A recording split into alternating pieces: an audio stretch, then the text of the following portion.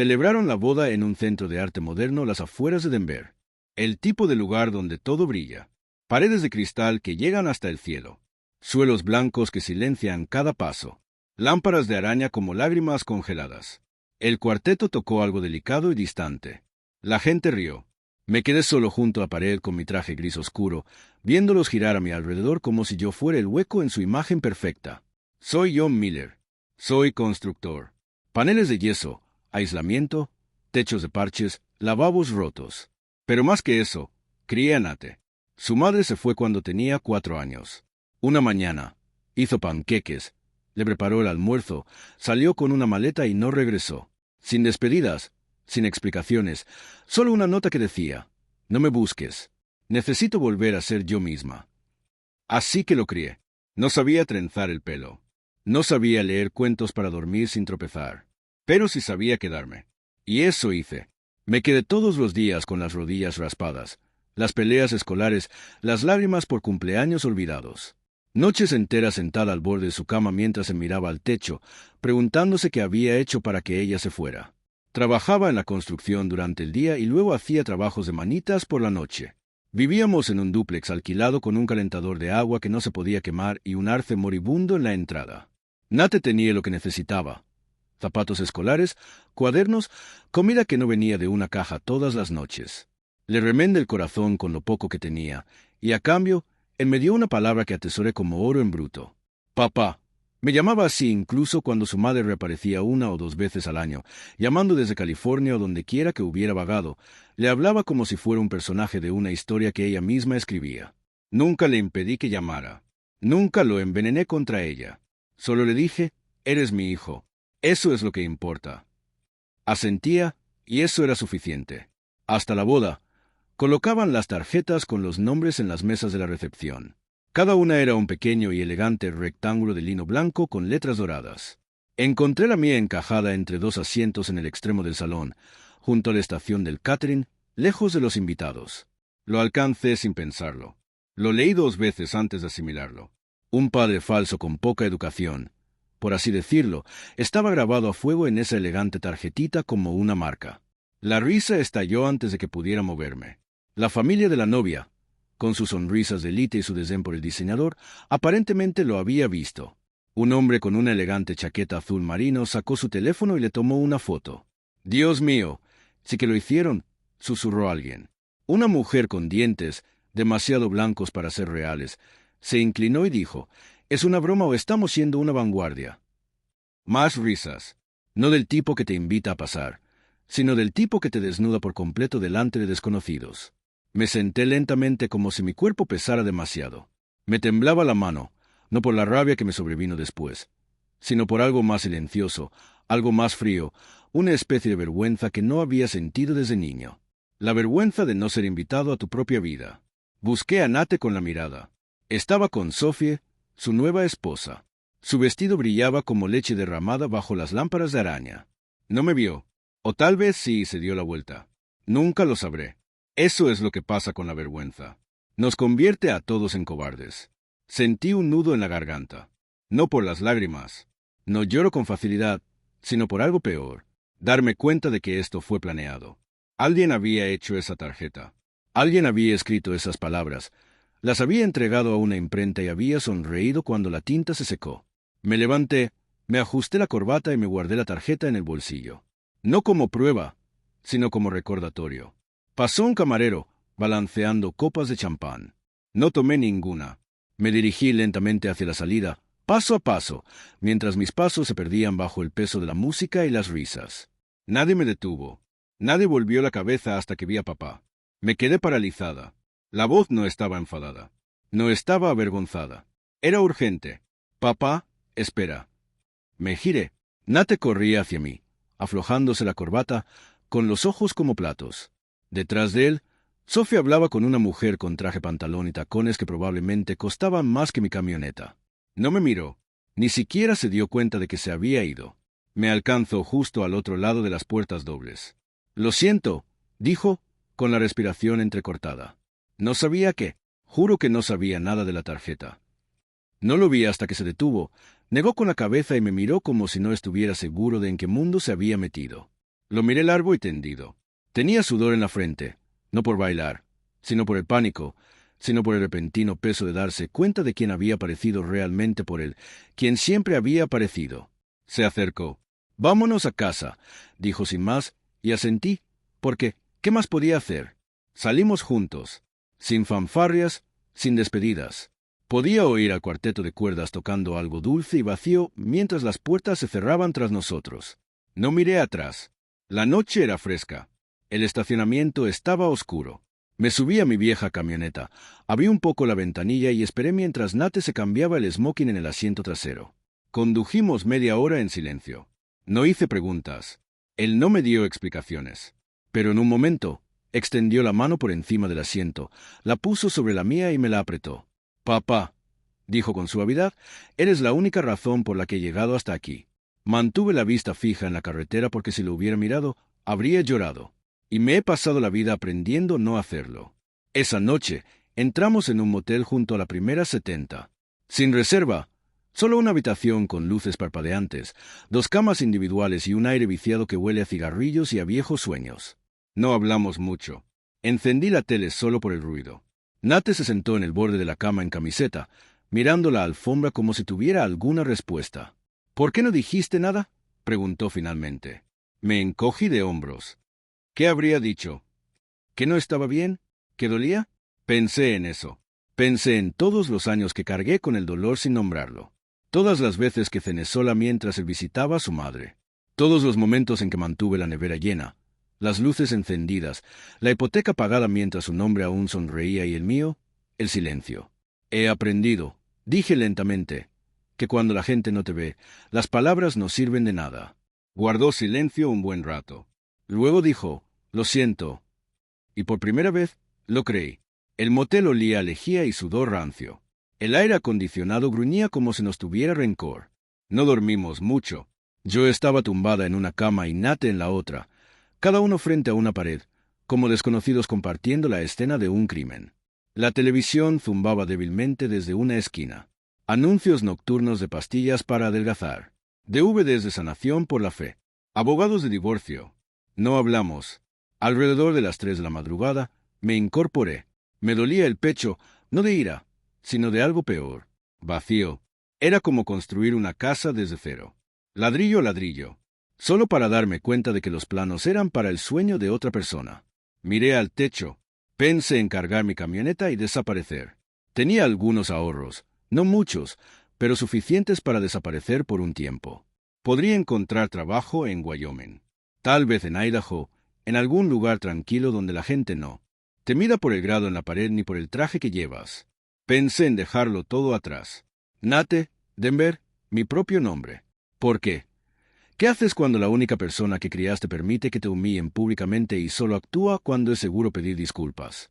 Al amanecer, la decisión estaba tomada. Le daría la camioneta. Que empezara de cero. Tal vez le enseñaría algo. Tal vez no. Pero ya no quería fingir que seguía perteneciendo a ese lugar. Me vestí sin hacer ruido, agarré mi billetera y me acerqué al espejo del baño. Mi corbata seguía guardada en el bolsillo de la chaqueta. No la había usado en más de una década. Y no volvería a usarla. Me miré en ese cristal amarillento y opaco, las arrugas, las canas en las sienes, el desgaste detrás de los ojos. Parecía un hombre que lo hubiera apostado todo a un juego amañado. Estaba buscando las llaves cuando llamaron a la puerta. 3 toques suaves. Pensé que quizá era un dependiente. Quizás alguien nos había oído salir de recepción y quería presumir. Abrí la puerta esperando una confrontación. En cambio, era Sophie, todavía en bata, con el rímel corrido bajo los ojos, descalza, temblando ligeramente. Detrás de ella estaba Nate, sosteniendo una pequeña maleta.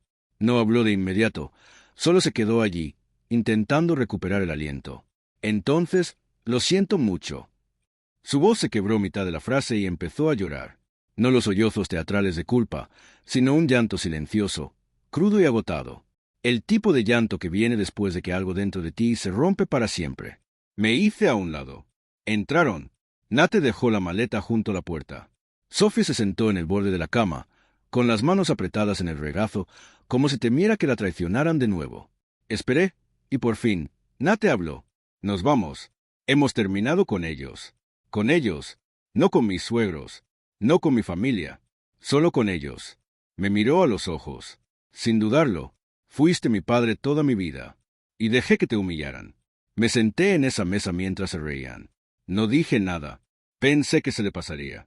Pensé que hizo una pausa, tragando saliva. Pensé que eras lo suficientemente fuerte para soportarlo. Negó con la cabeza, furioso consigo mismo. Me equivoqué. Sophie se puso de pie. Entonces no te querían allí, John. Le dijeron al planificador que te pusiera al fondo. Hicieron esa tarjeta con tu nombre. Mi tía la escribió, pensando que era graciosa. Mi padre la vio y no la detuvo. No me di cuenta hasta que ya estaba sobre la mesa. Ella se acercó. No eres su tipo de hombre, dijo. Eso es lo que decían. Te llamaban simple sal de la tierra, como si fuera un insulto, pero eres el único hombre que conozco que aparece cuando importa. Quería que mi boda fuera sobre eso, sobre la familia, pero se convirtió en algo que odio. Miró a Nate. Él asintió. Estamos cortando lazos.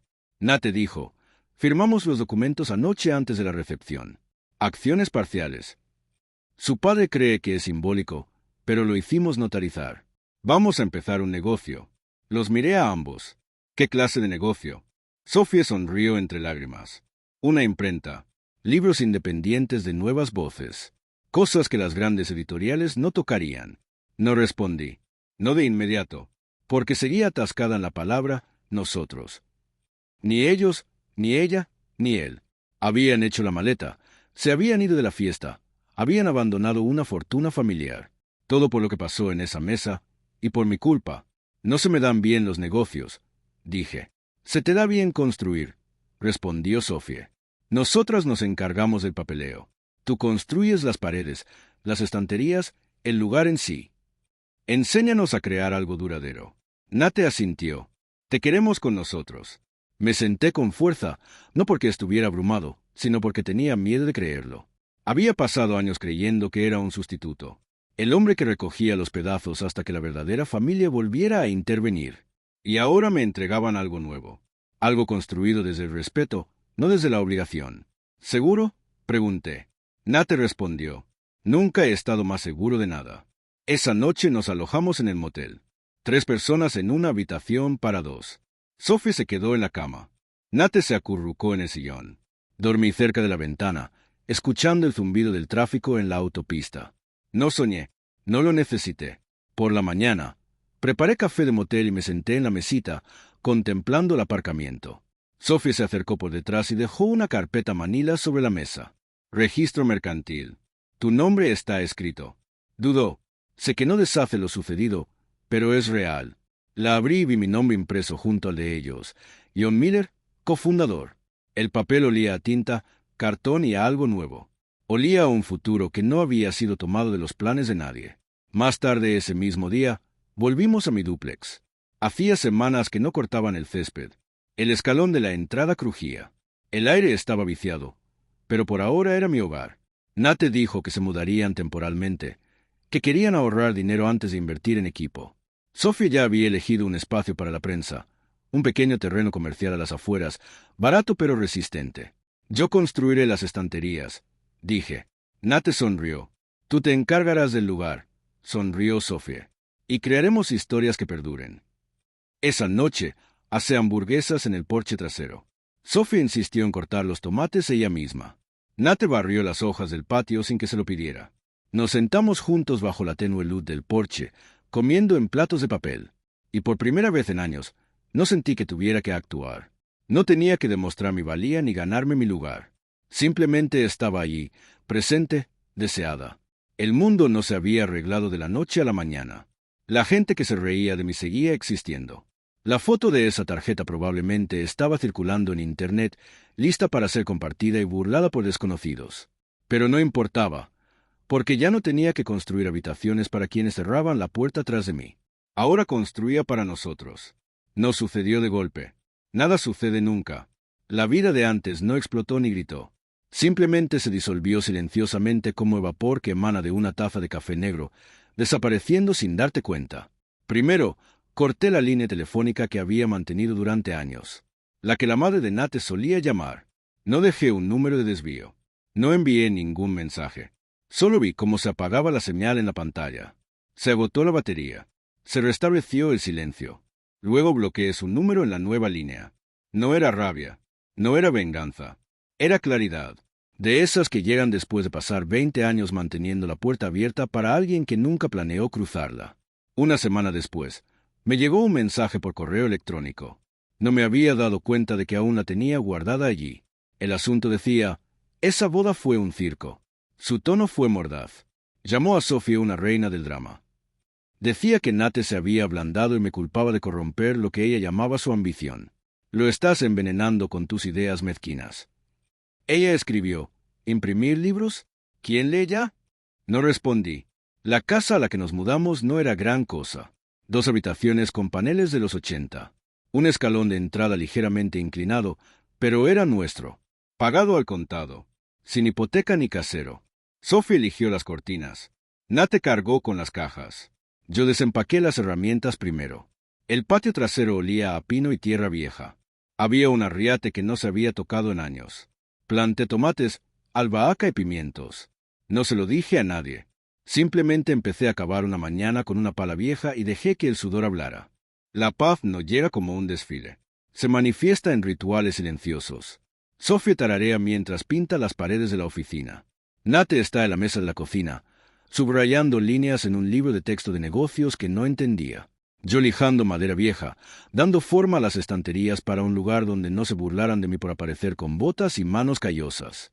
No hablamos mucho de la boda. No directamente. A veces Sophie mencionaba el cuarteto de cuerdas y demás. A veces Nate se disculpaba sin palabras. Un abrazo más largo, un apretón más fuerte en mi hombro. Y a veces el silencio era más fuerte que cualquier confesión. La primera señal de intrusión llegó 3 semanas después de instalarnos. Un sobre, grueso, caro, color crema, dirigido a Sophie con una letra apretada y familiar. Su padre dentro. Una carta doblada por la mitad, perfumada como si eso pudiera disimular la amargura que contenía. No te criamos para elegir la mediocridad. Este hombre está por debajo de ti. Vuelve a casa antes de que sea demasiado tarde. Sophie quemó la carta en el fregadero. No dijo ni una palabra mientras se dirigía a As. Nate permaneció a su lado, sujetándole la muñeca hasta que el fuego se apagó. 3 días después, su madre llamó a la línea de negocios. Dejó un mensaje de voz. Le arruinaste el futuro. Sophie sonrió con sorna al oírlo. Luego lo borró. No lloró, no gritó. Simplemente dijo: nunca te llamaron su padre. Bueno, ahora no son parte de nuestra familia. Tú sí. No supe qué responder. Había pasado años buscando la aprobación de alguien. Alguien me acababa de ceder el puesto. No parecía real, pero lo era. Pasaron unas semanas más y nada. Ni cartas, ni llamadas, ni invitaciones para hablar, solo distancia. Primero, esperé represalias, amenazas, chismes, demandas. Ni siquiera la gente rica como esa se toma la desobediencia a la ligera. Pero no llegó. Guardaron silencio. No por paz, sino por estrategia.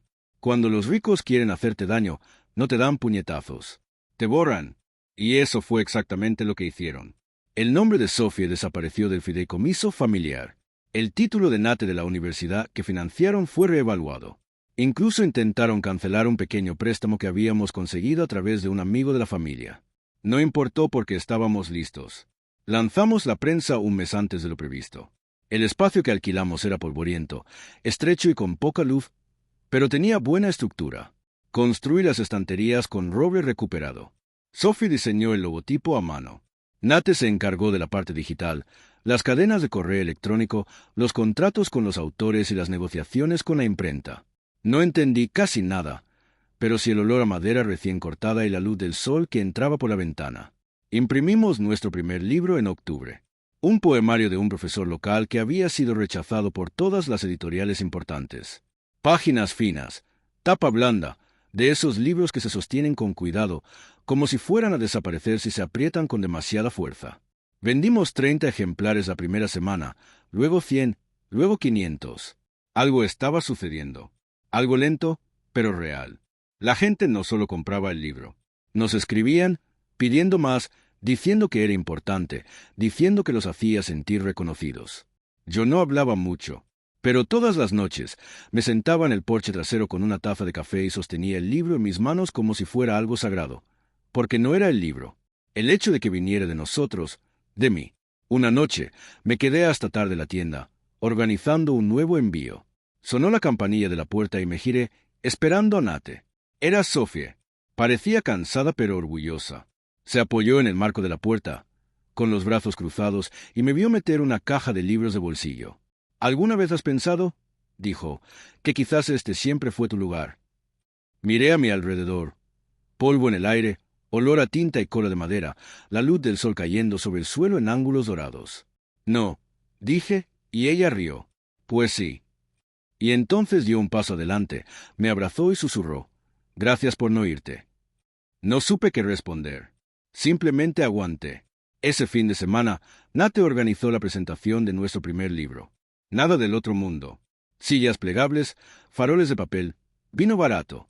Pero vino gente, profesores, mecánicos, estudiantes, gente con cuadernos llenos de poemas que les daba miedo compartir. Y me miraron, no a través de mí. Cuando dijeron, gracias por construir esto, nadie preguntó por la boda.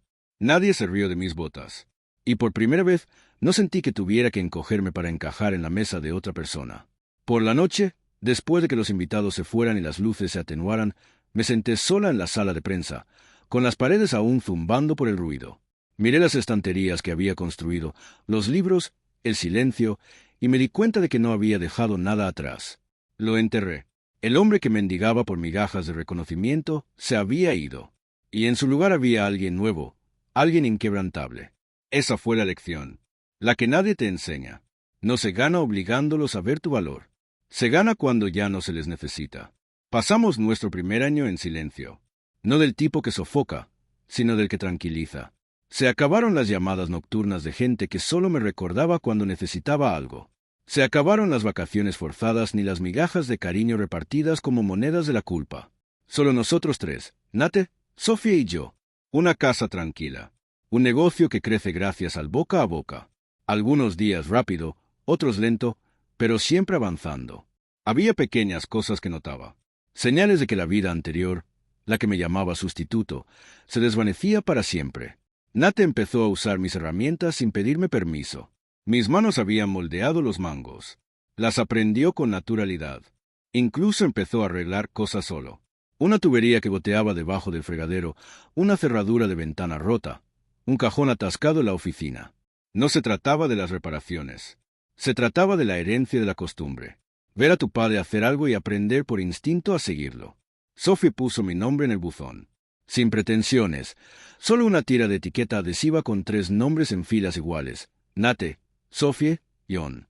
Una vez, una mujer me preguntó si yo era su padre. Sophie simplemente sonrió y dijo que sí. Ese momento se me quedó grabado, no por lo que dijo, sino por lo fácil que fue. No me miró pidiendo permiso, ni se inmutó. Simplemente respondió como si siempre hubiera sido cierto, porque quizá así fuera. El silencio de sus padres se mantuvo firme. Ni disculpas, ni amenazas, ni cartas a medias escritas con cursiva rígida. Simplemente nada.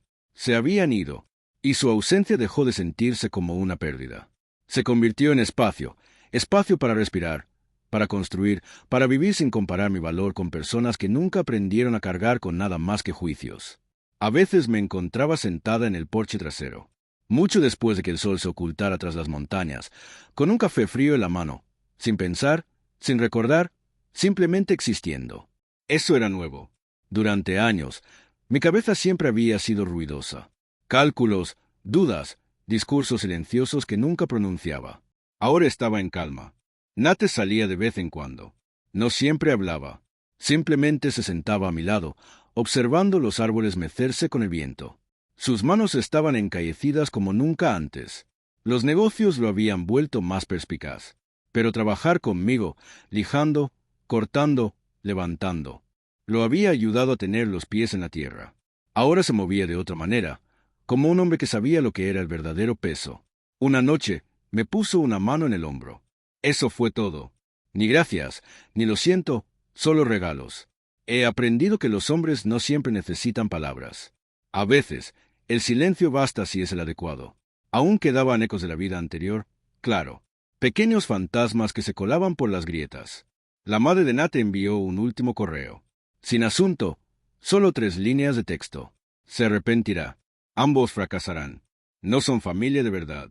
Lo imprimí, lo enmarqué y lo colgué en el baño de la tienda, justo encima del inodoro. Sophie se rió durante 5 minutos al verlo. Yo no. Solo le dije, que lo vea. Y seguimos adelante. La editorial creció. Publicamos 6 libros en el segundo año. Voces locales, poetas inmigrantes, colecciones de cuentos de jóvenes que creían que nadie los leería jamás. No ganamos millones. Ese no era el objetivo. Pagábamos nuestras cuentas. Manteníamos la luz encendida. Creábamos algo con nuestras manos. Cada vez que llegaba una caja de libros de la imprenta, la abría como abrí mi primera caja de herramientas. Con cuidado, con reverencia, como si llevara algo más que papel. A veces los clientes me preguntaban quién era. Sophie tenía tarjetas de visita que decían, John Miller, cofundador, constructor, padre. Le pregunté por qué lo había escrito así. Me respondió, porque eso es lo que eres. Y por una vez no discutí. Una tarde de principios de primavera, un hombre entró en la tienda. Llevaba una chaqueta elegante, zapatos lustrados y una sonrisa burlona que no le llegaba a los ojos. Conocía a ese tipo de persona con una memoria demasiado corta para recordar que la sostenía. Dijo ser el tío de Sophie. Dijo que estaba de paso. Dijo que quería ver en qué se había convertido este pequeño proyecto. No le di la mano, solo le señalé los estantes y me hice a un lado. Caminó despacio, recorrió los lomos con los dedos y se detuvo frente a la sección de poesía. Luego se giró. «¿Te recuerdo?», dijo. «De la boda. Eras el de atrás, ¿verdad?». No dije nada. Volvió a sonreír con suficiencia. «Sigues con tus manitas, ¿eh?». Miré las estanterías que había construido, la iluminación que había instalado, las paredes que había pintado, la vida que había restaurado. «Sí», dije, «sigue construyendo». No compró nada, solo asintió y salió. Sophie me encontró después. «Lo siento», dijo. Negué con la cabeza. «No estaba aquí para avergonzarme», dije. «Estaba aquí para ver si habíamos fracasado». Exhaló. «Y no lo hemos hecho». «No», dije, «no lo hemos hecho». Esa noche nos sentamos de nuevo en el porche, Nate, Sophie y yo, sin música, sin pantallas, solo el sonido del viento rozando las páginas de los libros que habíamos colgado en el tendedero. Un truco que habíamos aprendido para evitar que ciertas tapas se deformaran. Las páginas crujían como susurros, como fantasmas buscando un lugar en el silencio. Le pregunté a Nate de repente, ¿los extrañas? No fingió ignorar a quién me refería. Miró fijamente los árboles y dijo, no, extrañaba la idea de ellos, pero la realidad, no. Asentí. Se giró hacia mí. Nunca te conté lo que sentí esa noche. Dijo, en la boda, cuando te vi salir. No insistí. Me lo dijo de todos modos. Me sentí pequeño, como un niño otra vez, viendo a la única persona que nunca se fue finalmente irse. Hizo una pausa. Pero cuando te seguí hasta el estacionamiento, cuando te volteaste, me di cuenta de algo. Esperé. Que amar no significa nunca alejarse, dijo. Significa que vale la pena seguirlo. No supe qué decir. Así que no dije nada. Solo miré mis manos. Las mismas manos que le habían atado los zapatos, lo habían sacado de las bañeras, le habían firmado las solicitudes de la universidad, le habían arreglado los marcos de la cama rotos, le habían sostenido los hombros después de las rupturas, le habían hecho cheques que no podía pagar y lo habían sostenido cada vez que el mundo intentaba dejarlo caer. Manos callosas, de verdad, ahora descansando. Eso es lo que nadie te dice sobre construir una vida desde cero. No sabes que es real hasta que alguien intenta quitártela y fracasa.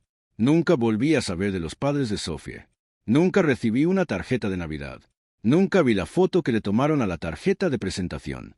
Un falso padre con poca educación. Seguro que anda por ahí. Quizás aún ronda por sus teléfonos. Algo para compartir en los cócteles cuando el vino escasea y necesitan algo de que reírse. Que se rían porque ya no soy el hombre de esa tarjeta. No soy el sustituto, la ocurrencia tardía, el personaje secundario en la historia de alguien más. Soy el hombre que se quedó. Se fue y construyó algo mejor. No necesito un lugar en su mesa. Construí la mía. Y en esa mesa nos sentamos mi hijo, su esposa y yo. Nada prestado, nada fingido, solo verdad, solo presencia, simplemente muerto. Así que ahora les pregunto a ustedes, a cualquiera que escuche, a cualquiera que observe desde las sombras, ¿me equivoqué? ¿Me equivoqué al alejarme de un mundo que solo me recibía con una sonrisa? ¿Me equivoqué al dejar de suplicar por un nombre que ya me había ganado? ¿O hay un momento tan tranquilo y sagrado, cuando el silencio se convierte en tu respuesta y el respeto comienza cuando terminan los aplausos? Dime, ¿lo habrías soportado? ¿O preferirías que finalmente lo dejara?